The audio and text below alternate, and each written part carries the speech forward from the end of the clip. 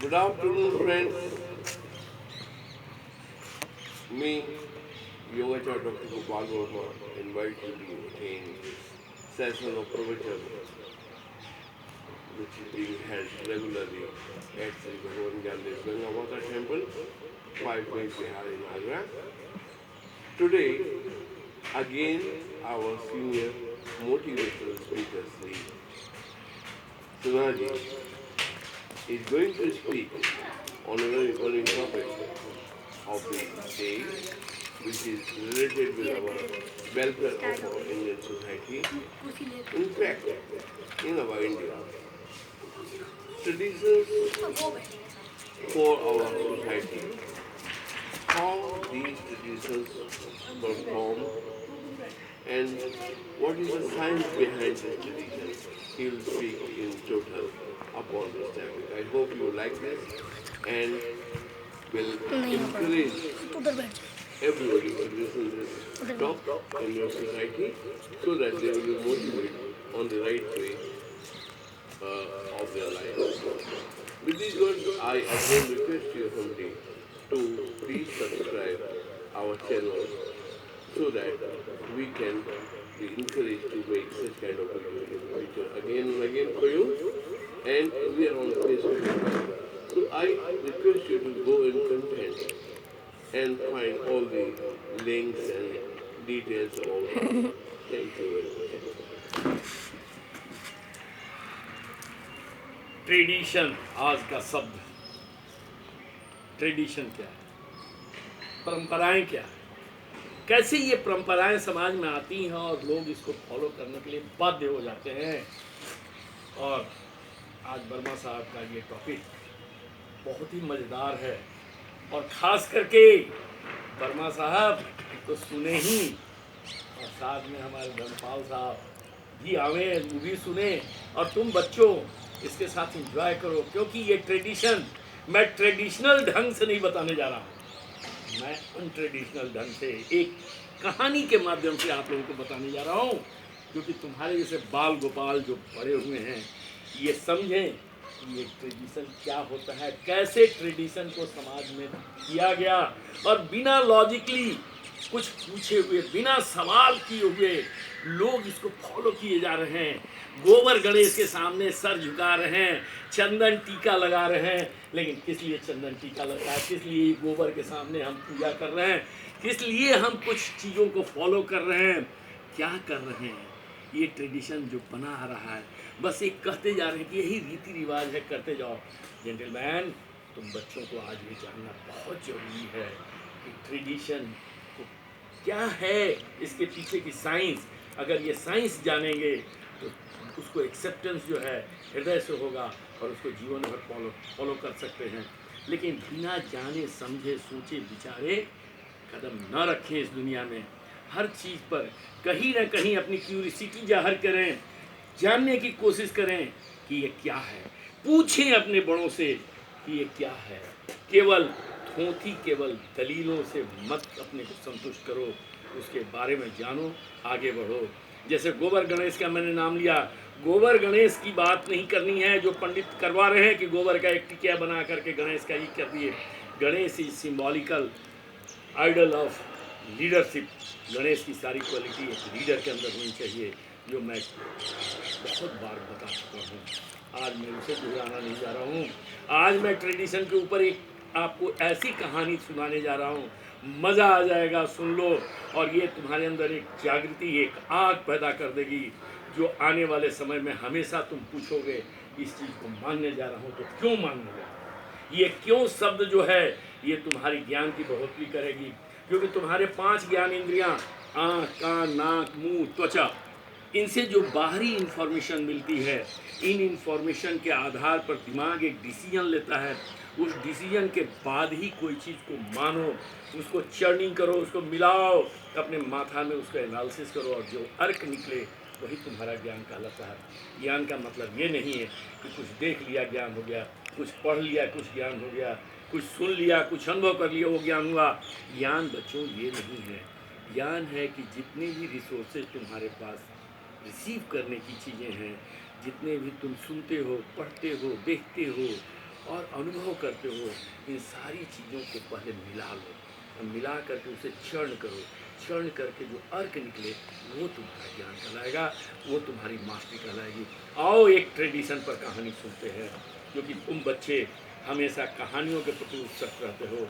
और अभी सारे बच्चों का मैं स्वागत करता हूँ, जो भी तुम लोग आए हो कल से और ज़्यादा आओ, क्योंकि तुम्हारे जीवन में लाइट जलाना हम ही बुजुर्गों का काम है।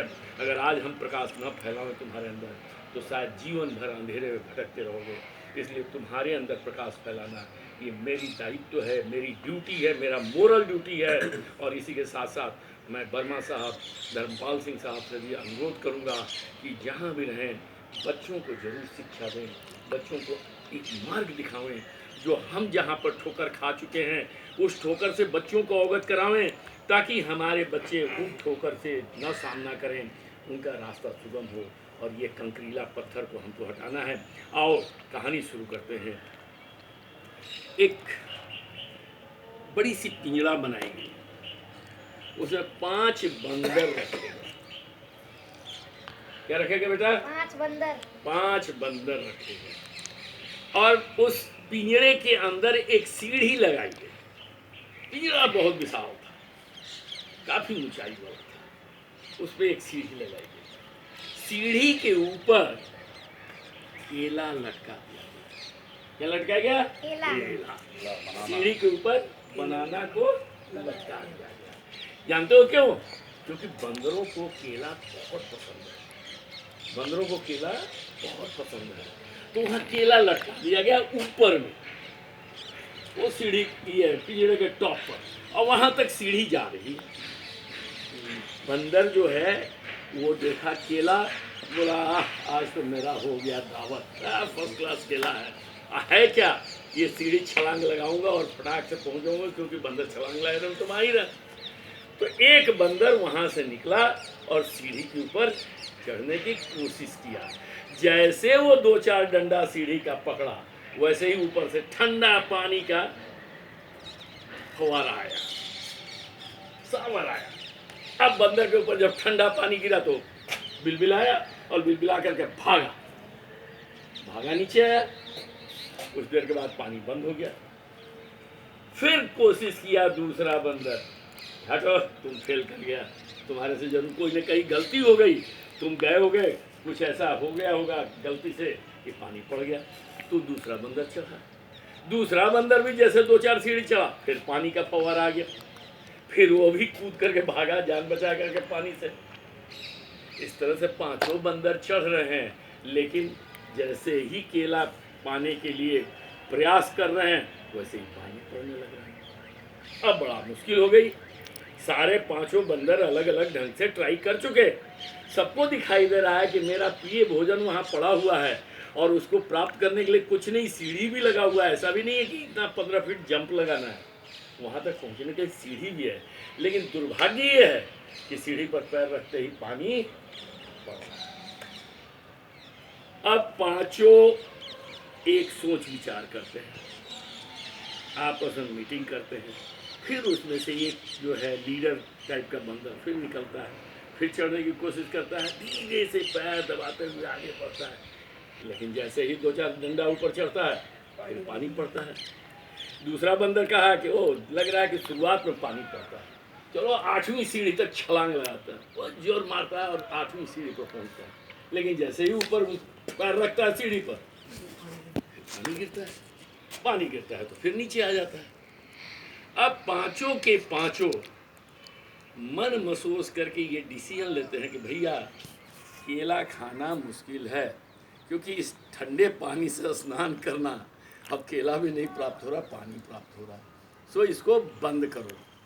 अब क्या किया जा रहा है कि 5 बंदर में से एक बंदर को निकाल दिया गया और एक नया बंदर उसमें डाल दिया गया। अभी जो नया बंदर गया, इसको तो मालूम नहीं था कि सीढ़ी पर चढ़ेंगे तो पानी पड़ेगा, तो उसने सीढ़ी पर चढ़ाई लगाई, क्योंकि केला तो प्रिय है, केला प्रिय है तो प्राप्त करने के लिए वो सीढ़ी पर चढ़ा। सीढ़ी पर चढ़ा तो पानी पड़ा, पानी पड़ा तो नीचे आ गया, नीचे आया तो सभी बंदर उसको धर के ठुकाई कर दिए, चारों जो बाकी थे। वो ठुकाई कर रहे हैं किस लिए कि सीढ़ी पर चढ़ना मना है, वहां चढ़ने से पानी पड़ता है। इन नालायक आकर के सबको गीला करवा दिया, तो उसकी खूब जम करके ठुकाई। फिर दोबारा वो मौका देखता है कि चारों किनारे बैठ गए, तो फिर वो कोशिश करता है, क्योंकि केला बहुत प्रिय है। फिर वो चढ़ता है, फिर पानी पड़ता है, फिर चारों उठते हैं, चारों मिल करके दद दनादन मारते हैं उसको, समझे ना। अभी बेचारा इसको मालूम हो जाता है कि वहां पर जाने से ठुकाई होती है, पानी पड़ता है। अब जो है क्या किया गया, एक और पुराने बंदर को निकाला गया, एक बंदर और उसमें डाल दिया गया। अब जो है पानी बंद कर दिया गया, लेकिन ये बंदरों को पता नहीं है कि पानी बंद हो गया। अब जो आ रहा है चौथा बंदर जो बदला गया था, पांचवा तो पहले ही बदल दिया गया, चौथा बंदर जो बदला गया था, ये अब सोच रहा है कि वो चलो नया है, वहाँ पाँव केला को, ये सीढ़ी पर चढ़ता है। तब तक चारों देख लेते हैं उसको पैर रखते हुए सीढ़ी पर, चारों के चारों उठते हैं, दद दनादन कुटाई करते हैं। पानी नहीं पड़ रहा है, पानी नहीं पड़ा इस बार, लेकिन कुटाई जम करके हुई। क्यों? क्योंकि उन सबों को मालूम था, पहले वाले बंदरों को, कि यहाँ चढ़ेगा तो पानी पड़ेगा, पानी पड़ेगा तो हम लोग गीला होंगे, गीला होंगे तो साला क्यों चढ़ रहा है, तो उनकी कुटाई होती है। अब फिर कुछ दिनों के बाद एक बंदर और बदल दिया गया। अब ये जो बंदर फिर नहीं आया, ये भी चढ़ने की कोशिश किया, चढ़ने की कोशिश हो रही है तो घर के धुनाई हो रही है, देद दनादन पिटाई हो रही है। अब धीरे धीरे पांचों बंदर बदल दिए गए। जो भी बंदर वहाँ थे, जिनको ये अनुभव था कि ये सीढ़ी पर चढ़ने से पानी गिरता है, वो सारे बंदर बदल दिए गए। लेकिन एक चीज क्रियाशील था, क्या था कि सीढ़ी पर चढ़ोगे तो बाकी जो बचे हुए हैं वो देद दनादन धुनाई करेंगे। तो उनकी पिटाई चलते रही, और पांचों के पांचों बंदर जो नए थे वो बेचारे नीचे बैठे रहते थे, केला ऊपर टंगा रहता था, लेकिन किसी बंदर की ये हिम्मत नहीं है कि ऊपर चढ़ सके, क्योंकि उनको शुरुआत से यही बता दिया गया है कि केला खाने के लिए सीढ़ी पर चढ़ना मना है, सीढ़ी पर चढ़ोगे तो पिटाई होगी। क्योंकि जो पानी वाला बंदर था वो तो जा चुके, लेकिन पिटाई जो है वो कंटिन्यूड है। तो यही है ट्रेडिशन। ट्रेडिशन किस कारण से हुआ था, ये कारण गौण हो जाता है। उस समय की परिस्थितियों के अनुसार जो आपको बताया गया, वो परिस्थितियां तो नगण्य हो जाती हैं, लेकिन उसका ढोने वाले जो लोग होते हैं वो उसको बिना सोचे समझे उसको ढोए चले जाते हैं। आज जो कोरोना काल चल रहा है, मुंह पर पट्टी बांध करके घूम रहे हैं, आधा चेहरा अनारकली की तरह छुपा के चल रहे हैं। ये देखोगे बच्चों कि जब ये कोरोना खत्म भी हो जाएगा तो कुछ लोगों की पट्टियों का ट्रेडिशन नहीं खत्म होगा, ये पट्टियां चलती रहेंगी और आतंकवादी का रूप धर करके लोग चलते रहेंगे। तो एक पट्टियों का भी जुग आएगा जो ट्रेडिशन बन जाएगा। इसलिए कोई भी ट्रेडिशन जब आपको कहा जा रहा है फॉलो करने के लिए, तो एक बार उसका साइंटिफिक रीज़न खोजने की कोशिश कीजिए, एक बार उसमें दिमाग लगाइए कि ये चीज़ क्या है। अगर ये चीज़ समझ में आवे, ये दिमाग में उतरे कि इससे पीछे कुछ सर्टेन लॉजिक है, तब तो उसको फॉलो कीजिए, अन्यथा उसको प्रणाम करके अपने को दूर कीजिए। तो बच्चों, आज ये समझ में आ जाएगी आपको कि ट्रेडिशन जो है उसको कैसे अपनाना है। धन्यवाद। बहुत बढ़िया, बहुत सुंदर व्याख्यान आपने दिया सर साहब।